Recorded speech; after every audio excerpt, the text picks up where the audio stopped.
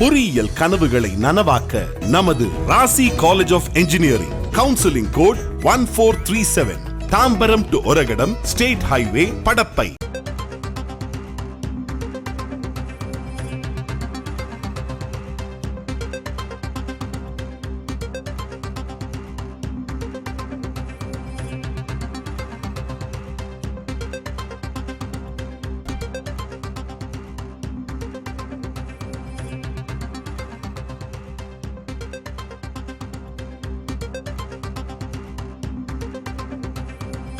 திமுக கூட்டணியில் ஓட்டை விழுந்துவிட்டது என்று அதிமுகவின் முன்னாள் அமைச்சர் வைகை செல்வன் கூறியிருக்கிறார். விசிக தலைவர் திருமாவளவனை சில நாட்களுக்கு முன்பு அவர் சந்தித்தார். அது குறித்து கேள்வி எழுப்பப்பட்டதற்கு இவ்வாறு பதிலளித்திருக்கிறார். திமுக கூட்டணியில் ஓட்டை விழுந்துவிட்டது என்பது தற்காலிகமான விஷயம், இது முதற்கட்டம்தான், இனி போக போக மற்றவை தெரியும் என்றும் அவர் கூறியிருக்கிறார். அவர் செய்தியாளர் சந்தித்ததை பார்க்கலாம்.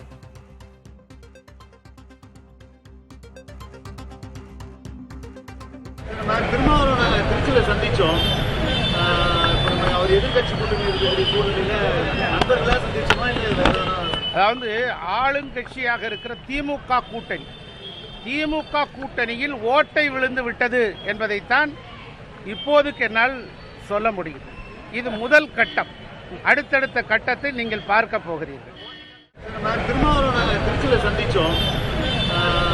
அவர் எதிர்கட்சி கூட்டணி இருக்கக்கூடிய சூழ்நிலையில நண்பர்களா சந்திச்சோமா இல்லை?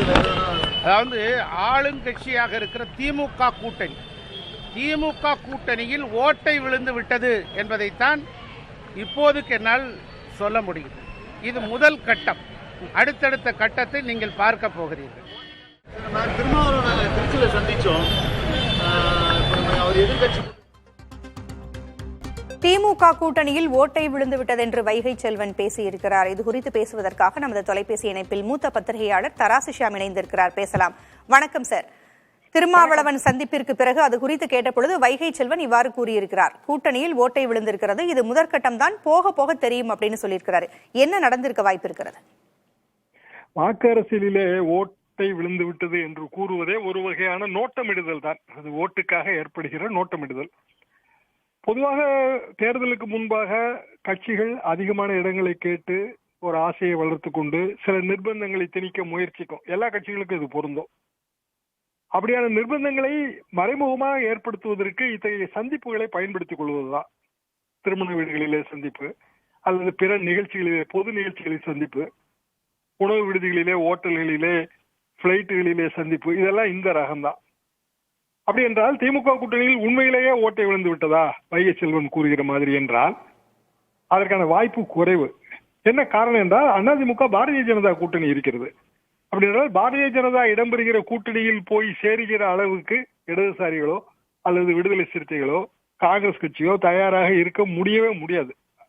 அது அரசியலிலே தற்கொலைக்கு சமம். அந்த முடிவை திருமாவளவன் எடுக்க மாட்டார், இடதுசாரிகளும் எடுக்க மாட்டார்கள், வாய்ப்பும் இல்லை. ஆனாலும் கூட வைகை செல்வன் அல்லது அதிமுகவின் முன்னணி தலைவர்கள் இப்படிதான் கூற வேண்டும். ஏனென்றால் வாக்கு அரசியலில் தேர்தலுக்கு முன்பாக எதிரணி கூட்டணி சரியாக இல்லை என்கிற ஒரு உணர்வை ஏற்படுத்துவது. இதே உத்தியை திமுகவும் பயன்படுத்தும். அதிமுக பாரதிய ஜனதா கூட்டணி பிரிய போகிறது, அதிமுகவுக்கும் பாரதிய ஜனதா கூட்டணிக்கும் இடையே நல்லுறவு இல்லை, திரு அண்ணாமலை அவர்கள் இவ்வாறு பேசுகிறார்கள். இதெல்லாம் இயற்கையான ஒரு விஷயம்தான். இதை தாண்டி இதுல பெரிய முக்கியத்துவம் இருப்பதாக எனக்கு தோன்றவில்லை. நன்றி சார். இணைப்பிற்கு கருத்துக்களை பகிர்ந்தமைக்கு நன்றி. பொறியியல் கனவுகளை நனவாக்க நமது Rasi college of engineering counselling code 1437 Tambaram to Oragadam state highway Padappai.